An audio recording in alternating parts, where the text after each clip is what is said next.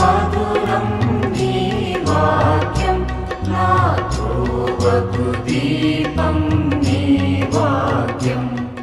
యేసు నామములో మీకు శుభములు సమృద్ధిగా కలుగునుగాక. మధురం నీ వాక్యం అనే కార్యక్రమానికి స్వాగతం. ఈరోజు మనం నూతన నిబంధనలోని 27 గ్రంథములలో యేసు అనే అంశం 24వ భాగం ధ్యానించుకుందామండి. ఈరోజు యోహాను రాసిన 2వ లేఖ. మధురం మధురం నీ వాక్యం, నా త్రోవకు దీపం నీ వాక్యం. యోహాను రాసిన 2వ లేఖలో యేసు సత్యముగా మనకి దర్శనమిస్తారండి. మొదటి లేఖలో ప్రేమ స్వరూపుడు, ఈ లేఖలో ఆయన సత్యం అన్నమాట. యేసు ప్రభు నేనే సత్యం చెప్పారు కదండి. యోహాను స్వార్త 14 కడరా భోజన సమయంలోనే చాలా ముఖ్యమైన సందేశం అండి అది. ప్రభు ఏమంటారు యోహాను 14:6లో, నేనే మార్గం, నేనే సత్యం, నేనే జీవం. చాలా ముఖ్యమైనదండి ఈ సువార్తలో. యేసు ప్రభు యోహాను స్వార్తలో నేను అని 7 స్టేట్మెంట్స్ ఇస్తాడనమాట. అవన్నీ కూడా మనకి రక్షణనిచ్చేది. జీవాహారం నేనే, ఇది ఈ వాక్యము మన ఆత్మకి ఆహారం అన్నమాట. నేనే పునరుత్థానం. యేసు పునరుత్థానం ద్వారా మనందరికీ పునరుత్థానం అన్నమాట. మీరు నోటితో చెప్పుకొని హృదయంలో విశ్వసించి అంటే విధేయించాలన్నమాట. నేనే మార్గం. ఎక్కడికి మార్గం అండి? యేసు ప్రభు పరలోకం నుంచి వచ్చారు కదా, సో పరలోకానికి మార్గం అన్నమాట. నేనే సత్యం. యేసు ప్రభు సత్యమైన దేవుడు. ఆయన వాక్యము సత్యమైన వాక్యం అండి. ఏ వాక్యం ఆయన నోటిలోంచి వచ్చిందో అది ప్రతి ఒక్కటి కూడా నెరవేరుతుందన్నమాట. మనం ఎన్ని మాటలు మాట్లాడతాం కదండి. నేను చూస్తూ ఉంటాను, కొంతమంది ఇలా చేస్తానని చెప్తారు, తర్వాత పట్టించుకోరన్నమాట. అప్పుడు మనం దేవునికి దూరం అయిపోతాం. క్రైస్తవులు అనేవాళ్ళు ఏంటంటే క్రీస్తు ఏది మాట్లాడితే అది నెరవేర్చబడుతుంది అన్నమాట. దేవుడు ఏ మాట చెప్తే అది జరుగుతుంది. అలాగే మనం కూడా ఒక మాట మాట్లాడితే దాన్ని ఏం చేయాలంటే నెరవేర్చాలి, మాట నిలబెట్టుకోవాలి. We should keep up our word అన్నమాట. చాలా చాలా ముఖ్యమైనది. ఊరికే చెప్తూ ఉంటాం కదా, ఊరికే కొన్నిసార్లు చెప్తూ ఉంటాం, కానీ చాలా జాగ్రత్తగా ఉండాలి.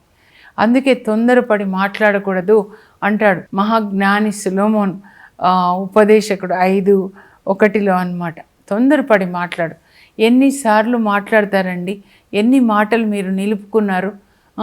ఎలా దేవుడు మీకు ఆన్సర్ ఇస్తారు? మీ ప్రార్థనకి జవాబు ఎలా వస్తుంది? ఆయన మాట మాట్లాడితే నిలుపుకునే దేవుడు. నువ్వు మాట మాట్లాడితే నిలుపుకో, అప్పుడు దేవుడు నీకు నీ ప్రార్థనకి జవాబు ఇస్తారనమాట. మలాకీలో చెప్తారు చూడండి, 2వ అధ్యాయంలో 14-15 చదివితే, మీ ప్రార్థన నేను ఎందుకు ఆలకించట్లేదు, మీ కానుక ఎందుకు స్వీకరించట్లేదంటే మీరు యవ్వనంలో వివాహం ఆడిన మీ భార్యకి నమ్మకంగా లేరు. ఆ రోజు మీరు వివాహ దినాన నమ్మకంగా ఉంటానని చెప్పారు కదా దేవుని సన్నిధిలో, పెద్దల సన్నిధిలో. మరి ఇప్పుడు ఎందుకు ద్రోహం చేశారు? నేను విడాకులని అసహించుకుంటాను. ఇది ఒక్క చిన్నదే కాదండి. వ్యాపారంలో దినంలో ఎన్ని మాటలు మాట్లాడతారు మీరు? జాగ్రత్తగా మాట్లాడి నేను ఇది చేస్తానంటే చెయ్యండి, లేకపోతే మాట్లాడకండి. ప్రతి ఒక్కటి మీరు చేయనప్పుడు అవి అబద్ధాలైపోతాయి. సాతాను ఎవరిలో ఉంటే వాళ్ళ నోట్లో నుంచి అబద్ధాలు వస్తాయి.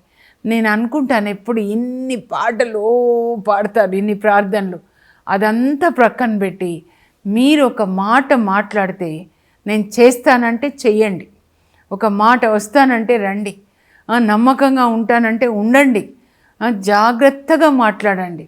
మాట్లాడిన మాట మీరు దానికి బద్దులై ఉన్నట్లయితే పరలోకంలో దేవుడు మాట ఇస్తే నెరవేర్చేవాడు మిమ్మల్ని ఆశీర్వదిస్తాడనమాట.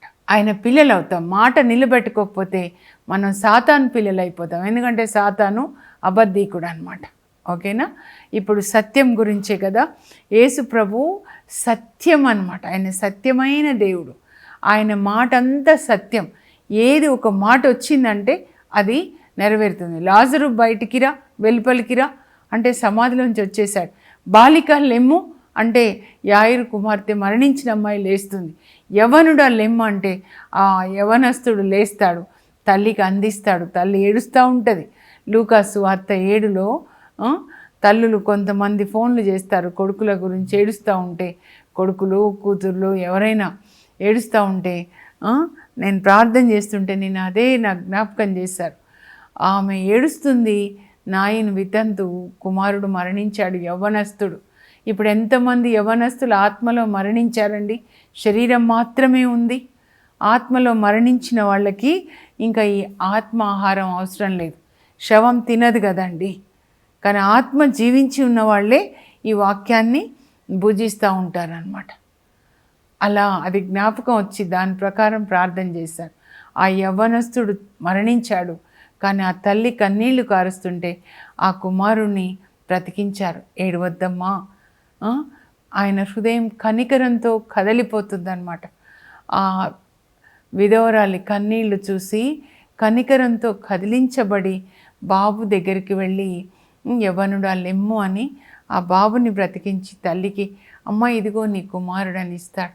అలా ఇవ్వండి ప్రభా, అలా ఇవ్వండి. ఎంతమంది తల్లులు ఏడుస్తున్నారు. ఎన్ని సంవత్సరాలు ఏడవాలి ప్రభా? ఈ త్రాగుడు, సెల్ ఫోన్స్, వ్యభిచారము, రకరకాలు, కొంతమంది భర్తలు ఈ త్రాగుడు నుంచి ఎంతమంది భార్యలు ఏడుస్తున్నారు కదా. సత్యమైన దేవుడు అన్నమాట. యేసు ప్రభుని ఇక్కడ 2వ లేఖలో సత్యము అని రాస్తాడండి యోహాన్ అన్నమాట. 2వ లేఖ 1 అధ్యాయం అండి, చాలా చిన్నది, 13 వచనాలే ఉంటాయి. కానీ ఆ చిన్న లేఖ అది ఎవరికి రాస్తాడంటే, నిన్న కూడా నేను మీకు చూపించాను కదండి 7 సంఘాలని. ఆ 7 సంఘాల్లో ఈ లేఖ మాత్రం ఒక సంఘానికి రాస్తాడు. నేను అనుకుంటాను ఇది స్మిర్నా సంఘం అయి ఉంటుంది. ఎందుకంటే 7 సంఘాల్లో ప్రకటన గ్రంథంలో చూస్తే యేసుప్రభు 5 సంఘాలని గద్దిస్తాడు, కానీ 2 సంఘాలని మెచ్చుకుంటాడు. ఒకటి స్మిర్నా, ఇంకొకటి ఫిలడెల్ఫియా అన్నమాట. రేపటి లేఖ ఫిలడెల్ఫియా సంఘ కాపరి కొరకు అన్నమాట. ఈరోజు ఇది మెన్షన్ చేయలేదు, కానీ it could be return to Smyrna church నేను చెప్తున్నాను అంతే అండి. ఎందుకంటే ఇందులో చాలా మంచి మాటలు ఉంటాయన్నమాట. యేసు ప్రభు సత్యంగా దర్శనం ఇస్తారు. సో చూద్దామండి, 13 వచనాలే. చిన్న లేఖ కూడా పరిశుద్ధ గ్రంథంలో చోటు చేసుకుంది అంటే ఆ లేఖ రాసింది పరిశుద్ధ ఆత్మదేవుడు, యోహాన్ కాదు. మన కొరకు, నా కొరకు అన్నమాట.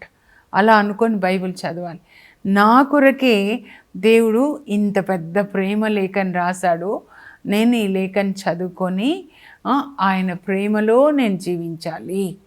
ఆయన ప్రేమలోనే మనం జీవించాలి.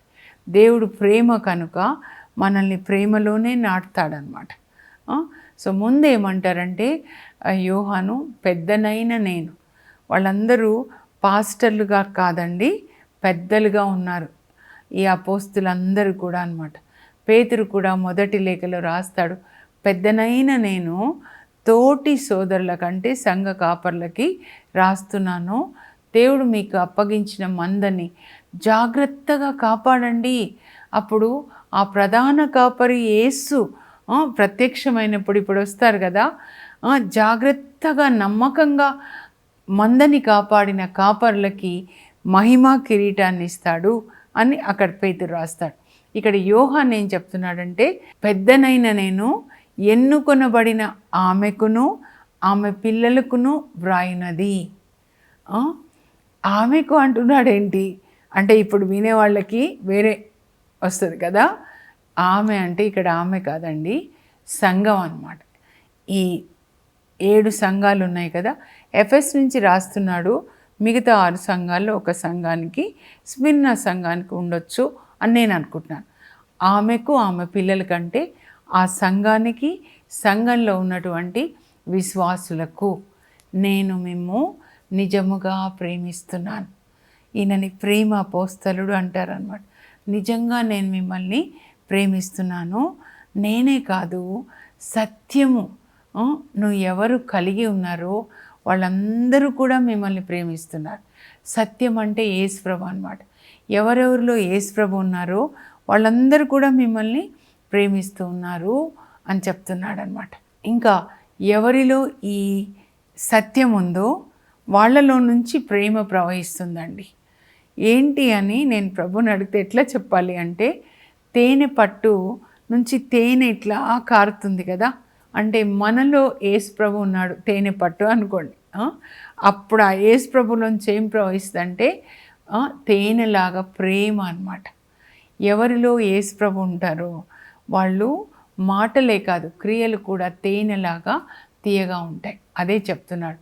సత్య ప్రేమలు ఎవరిలో ఉంటాయో అంటే యేసు ప్రభు ఆయన ప్రేమ ఎవరిలో ఉంటుందో వాళ్ళకి తండ్రి దేవుని నుంచి అలాగే యేసుక్రీస్తు నుంచి కృపా కనికరము సమాధానము కలుగునుగాక అంటాడు. మనలో యేసు ప్రభు ఉండి ఆ ప్రేమ మన చుట్టూ వాళ్ళకి మనం ఇస్తే పరలోకం నుంచి తండ్రి దేవుని నుంచి ఆయన కుడి ప్రక్కన ఉన్న యేసు ప్రభు నుంచి మన జీవితంలోనికి కుటుంబంలోనికి ఆశీర్వాదాలు వస్తాయండి.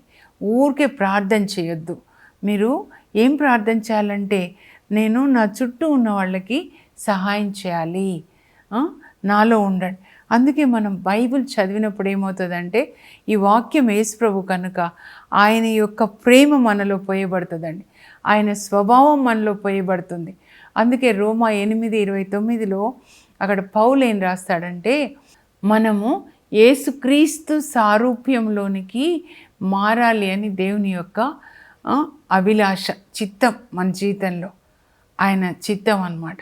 మన అంతరంగ పురుషుడు బయటేం మారంలేండి, లోపల రోజు రోజుకి యేసుక్రీస్తులాగా మారాలి. అంటే లోపల ఎవరు ఉండాలి? యేసుక్రీస్తు, ఆయన వాక్యం ఉండాలన్నమాట. ఎవరిలో యేసుక్రీస్తు ఉంటాడో సత్యము, ఎవరిలో నుంచి ఆయన ప్రేమ ప్రవహిస్తుందో వాళ్ళకి పరలోక తండ్రి నుండి యేసుక్రీస్తు నుండి కృపా కనికరము శాంతి అన్నీ కూడా కలుగుతాయి. నేను మరలా చిన్న మొక్క ద్వారా మీకు వివరిస్తా అండి. నిన్నట్లాగా ఎవరిలో సత్యం అంటే యేసు ప్రభు ఆయన ప్రేమ ఎవరిలో ఉంటుందో వాళ్ళకి తండ్రి దేవుని నుంచి యేసుక్రీస్తు నుంచి ప్రేమ కనికరము శాంతి విస్తరిల్లును గాక. అంటే శాంతి మన లోపలికి ఎప్పుడు వస్తుందంటే మనలో సత్యం ఉన్నప్పుడు, అంటే యేసు ప్రభు ఉన్నప్పుడు. ఆయననే ప్రిన్స్ ఆఫ్ పీస్ అన్నమాట, సమాధానకర్త. పరలోకంలో తండ్రి దేవుడు, ఆయన కుడి ప్రక్కన యేసు ప్రభు. తండ్రి దేవుని నుంచి యేసుక్రీస్తు ద్వారానే మనకు అన్ని ఆశీర్వాదాలు వస్తాయండి. ఇవి మన అందరం అన్నమాట. యేసుక్రీస్తు అంటు కట్టబడి క్రీస్తు ద్వారా తండ్రితో మనం అంటు కట్టబడతాం. ఇంకా ఏమని రాస్తాడంటే, తండ్రి పరలోక తండ్రి మనల్ని ఆజ్ఞాపించిన విధంగా మీరు సత్యములో ప్రేమలో జీవించుచున్నారని విని నేను చాలా ఆనందిస్తున్నాను. అంటే ఆ సంఘం నుండి ఏ సంఘానికి లేఖ రాస్తున్నాడంటే స్మిర్న అనుకుందామండి. అక్కడ నుంచి ఒక పెద్ద ఆయన వచ్చి పాలికార్పు అనే ఆయననే మరి ఆ సంఘానికి పెద్దగా నియమిస్తాడనమాట.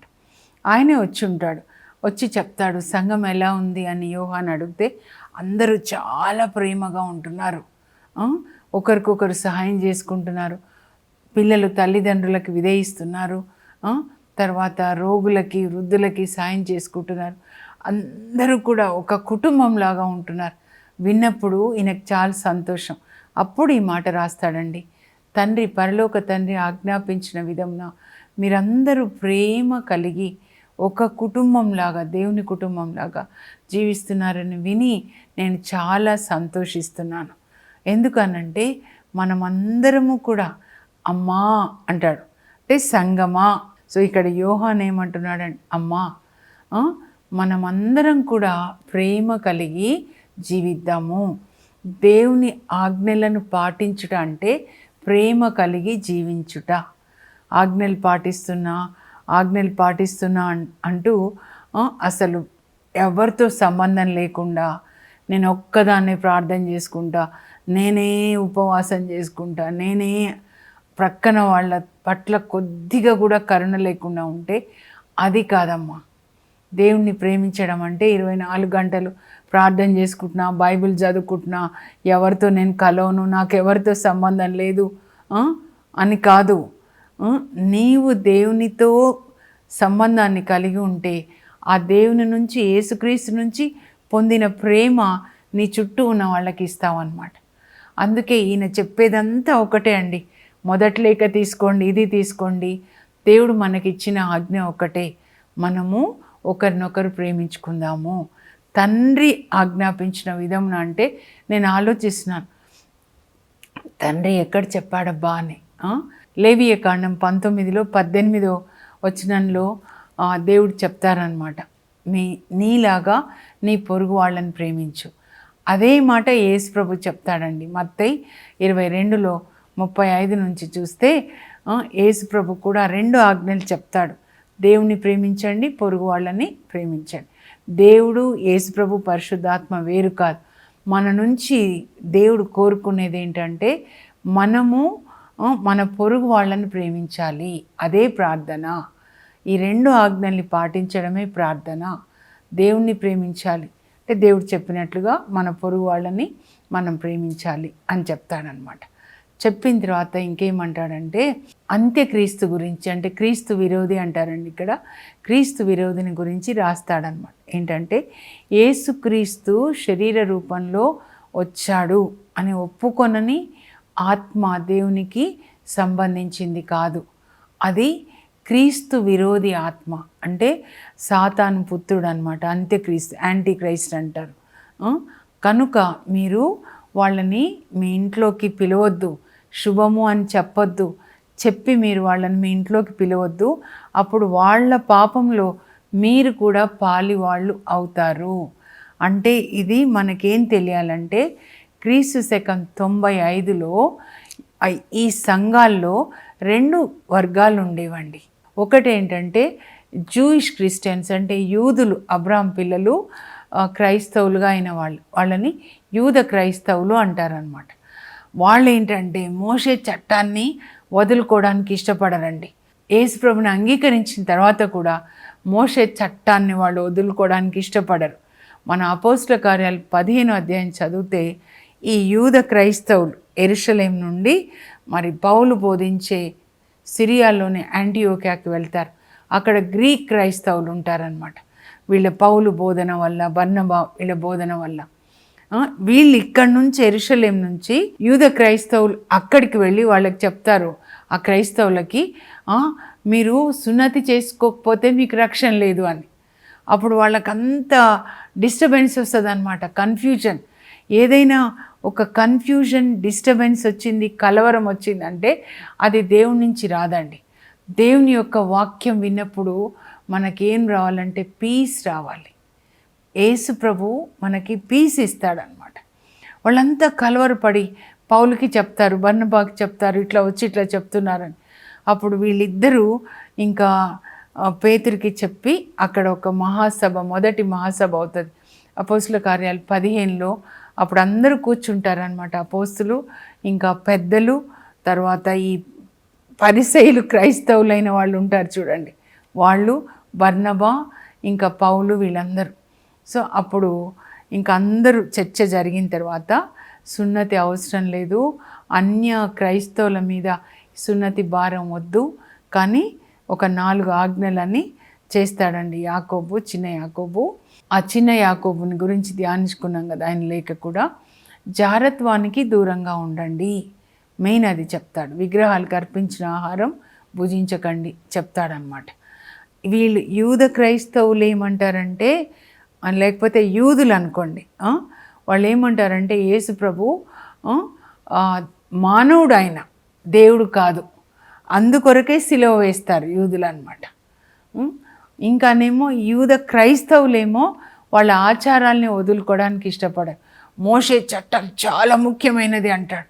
కానీ పౌలు ఏమంటాడంటే అపోస్తల కార్యాలు 13 మీరు చదివితే ఆయన ప్రసంగిస్తూ పిసిడియాలోని యాంటియోకియాలో ప్రసంగిస్తూ 13:39లో మోషే చట్టం మిమ్మల్ని విముక్తి చేయలేని పాపం నుండి యేసుక్రీస్తు మీకు విముక్తినిచ్చాడు. అది చట్టమే, కానీ అందులో మీకు పాప క్షమాపణ లేదు, పరిశుద్ధాత్మ లేదు, పరలోకం లేదు. ఈ భూ సంబంధమైన ఆశీర్వాదాలు వస్తాయి, మీరు వాటిని పాటిస్తే అది బాలశిక్ష క్రీస్తు వచ్చే వరకు అని చెప్తాడనమాట. మరి గ్రీక్ సంస్కృతి ప్రకారం ఏంటి అంటే వాళ్ళు ద్వంద్వ స్వభావాన్ని వాళ్ళు అంగీకరించారు. యేసు ప్రభు దేవుడు కానీ మానవుడు కాదు. ఎందుకంటే భూమి అంతా, భూలోకం అంతా పాపమయము, మనుషులు కూడా అందులోంచి వచ్చారు కాబట్టి పాపులు. కనుక దేవుడు ఈ మానవ స్వభావంలో రాడు ఎందుకంటే మనుషులు పాపులు కాబట్టి. కనుక యేసు ప్రభు శరీర రూపంలో రాలేదంటారు. సో వాళ్ళని గురించే హెచ్చరిస్తున్నారనమాట. ఎప్పుడైనా మీరు ప్రార్థన చేసినా కూడా మీ విశ్వాసం ఎట్లా ఉండాలంటే తండ్రి దేవుని మీద, ఆ తండ్రి యొక్క కుమారుని మీద ఉండాలి. ఇద్దరు వేరు వేరు కాదు. కొంతమంది చూడండి జెహోవా విట్నెసెస్ వచ్చి చెప్తారు కదా, తండ్రి దేవుడు అని చెప్తారు. యేసుక్రీస్తు లేడు. యేసుక్రీస్తు లేకపోతే మనకి పాప క్షమాపణ ఎట్లా ఉంటుందండి? మనకి పునరుత్థానం ఎట్లా ఉంటుంది? పరలోకం ఎట్లా ఉంటుంది? అన్నీ కూడా యేసుక్రీస్తు ద్వారానే. దేవుడు యేసుక్రీస్తు కొరకే, యేసుక్రీస్తు ద్వారానే సమస్తాన్ని చేశాడు. యేసుక్రీస్తు ద్వారానే తనతో సమస్తాన్ని ఆయన సమాధానపరుచుకున్నాడు అని, యేసుక్రీస్తు శరీర రూపంలో వచ్చాడు అని ఎవరైతే నమ్మరో వాళ్ళని మీరు ఇంట్లోకి ఆహ్వానించొద్దు అని చెప్తారు. ప్రార్థన చేసుకునే ముందు ముఖ్య అంశాలు చదువుతాను. యోహాను 2వ లేఖలో యేసు సత్యముగా దర్శనమిస్తారు. In the second letter of John, Jesus appears as the truth. యోహాను 2వ లేఖ పరిశోధన. దేవుని ఆజ్ఞలకు లోబడి ప్రేమగా జీవించుట, అబద్ధ బోధకులకు దూరముగా ఉండుట. Survey of 2nd John. Abide in God's commandments. Abide not with false teachers. Walk in truth is to walk in love. సత్యంలో నడుచుట అనగా ప్రేమలో జీవించుట. ఇప్పుడు ప్రార్థన చేసుకుందాం. పరలోకపు మా తండ్రి, మీ పరిశుద్ధ నామమునకు స్తోత్రం కలుగును గాక. ప్రభువా, మేము సత్యంలో జీవించడానికి వాక్యాన్ని చదువుకొని ధ్యానించుకొని మీ ప్రేమతో మేము నింపబడి అందరికీ మీ ప్రేమని పంచిచ్చే కృపని మాకు దయచేయండి. యేసు నామంలో అడుగుచున్నాం తండ్రి, ఆమేన్. ప్రేమగా జీవించుట, ధర్మశాస్త్రమును నెరవేర్చుట అన్నారు ప్రభు. కనుక ప్రేమగా జీవిద్దాం. God bless you. Have a blessed day.